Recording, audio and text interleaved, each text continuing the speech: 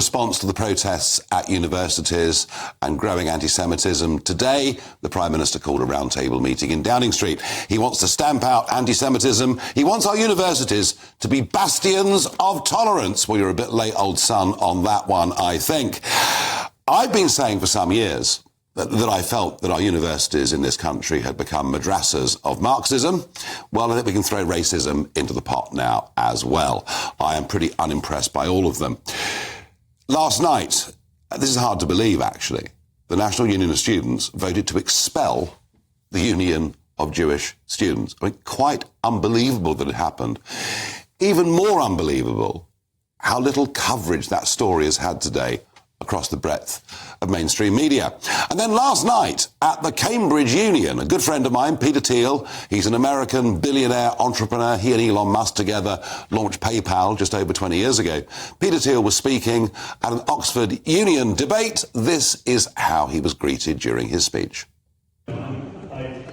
Since October 7th, 14,000 children in Palestine have been murdered, and Palantir is complicit in that. Your actions are complicit in the genocide of thousands of people. Rather than platforming people like you, this university should be calling on the government to an immediate two-way embargo with Israel, and yet your technology is ensuring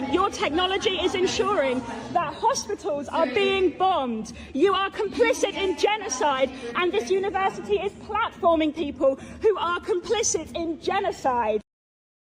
And if that wasn't bad enough, when Peter Thiel tried to leave, he was literally stopped from leaving the university in his car, and you can see these pictures, people blocking the road, waving their Palestinian flags, and a distinguished foreign guest who'd accepted an invitation, unpaid of course, to go and speak at the Cambridge Union will, I've no doubt, never ever go there again. Do you know, for the last 5 years, Cambridge University have asked me to go and speak at the Union every single year. I've said no every time. Having seen what happened there last night, I'm right not to go.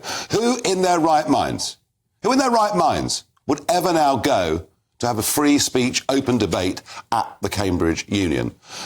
Which brings into question what the point of universities actually is. In America, many of these protests have been stopped. And it's fine for people to protest, but not to put up permanent camps, not to start using language that is, frankly, openly, easily visible as anti-Semitism. I do believe in free speech. I do believe in the right to protest, but I think these protests should be stopped, as they have been at many American universities. What say you? Should the protests be stopped? Farage at gbnews.com. Well, joining me down the line is James Price, Director of Government Engagement at the Adam Smith Institute and a former special advisor at the Department of Education. James, if we can't have free speech, if distinguished, and Peter Thiel is a very distinguished man, no question about that, if they can't go to a university without demands for them to be deplatformed, if it's not about free thinking and expanding the mind of young people, what is the point of university? It's a very, very good point. And unfortunately, it's it's not even a timely one. This is a debate that's been had for a long, long time. Of course, it used to be the left wing who were very pro free speech. It was one of the things they were proud of, because all the institutions used to be controlled by stuffy old people like you and I who'd say, no, you can't say that, you can't say that.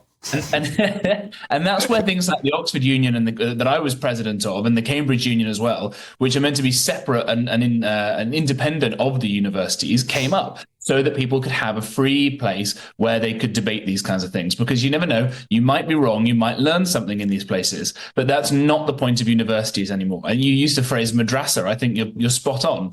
I mentioned that I was president of the Oxford Union. Weirdly, I did it about 10 years after I was a student, and a prank that kind of went too far during lockdown when all the rules got changed. So I went back as the oldest ever president and saw quite how far the universities had fallen in 10 years. And like you, I got called every ist and every phobe going. And then you kind of go, okay, why do you think that? Have you read this person's book? Have you heard what they've got to say? And you just get these sort of blank stares. And this is the problem. They don't know what they're talking about.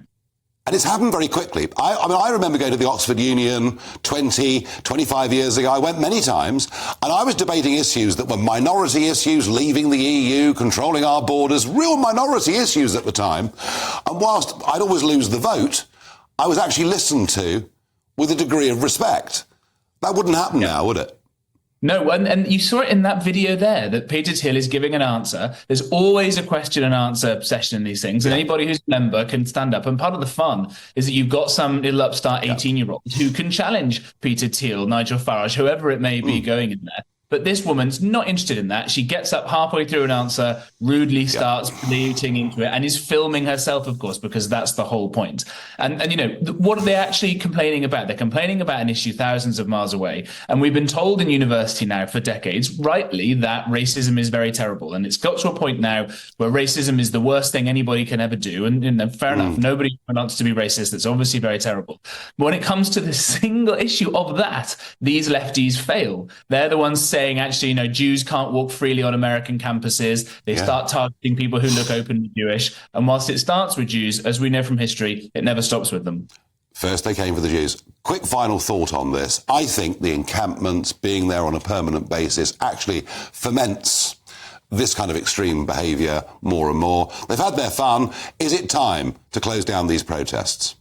Yeah, I think so. I think that these hardcore lefties are basically communists at this point, and they don't actually care about the freedoms that make our country great. Things like free speech, freedom of assembly, all this kind of stuff. And they take advantage of it and they use it. You look at every Saturday in London and other major cities, it's now become a no-go zone for people who look, quote, openly Jewish, and frankly pretty unpleasant for the rest of us. It's time to get a better balance of rights in this country. And those who want to study or just frankly walk down Oxford Street in peace on a Saturday, they should have their rights respected over and above these, frankly, increasingly smelly commies in these camps. James, I'm with you all the way, even with your last comment, I have to say. Thank you very much indeed. Now,